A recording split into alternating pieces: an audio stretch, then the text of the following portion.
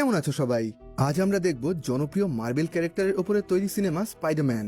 2002 সালে মুক্তি পাওয়া এই অ্যাকশন ফ্যান্টাসি সিনেমার IMDb রেটিং 7.3, যেটা তৈরি করতে খরচ হয়েছিল 13,90,00,000 আর টোটাল বক্স অফিস কালেকশন হলো 82,50,00,000। তো গল্পটা শুরু হয় আমেরিকার একটা ছোট্ট শহর থেকে, যেখানে এই গল্পের প্রধান চরিত্র পিটার পার্কারকে দেখানো হয়। পিটারের মা বাবা মারা গেছিল, সেজন্য ছোট থেকেই ও নিজের আঙ্কেল আর আন্টির সঙ্গেই থাকতো। ওর আঙ্কেলের নাম ছিল বেন আর আন্টির নাম মে। পিটার পড়াশোনায় খুবই ভালো ছিল, কিন্তু ওর মধ্যে কোনো রকম সাহস বা আত্মবিশ্বাস একদমই ছিল না। এবার দেখা যায় একদিন স্কুলে যাওয়ার জন্য পিটার নিজের বাড়ি থেকে দেরি করে বেরোনোয় ও নিজের স্কুল বাসটা মিস করে ফেলেছিল। সেজন্য এখন ওই বাসটাকে ধরার জন্য পিটার ওটার পিছনে দৌড়াতে শুরু করে।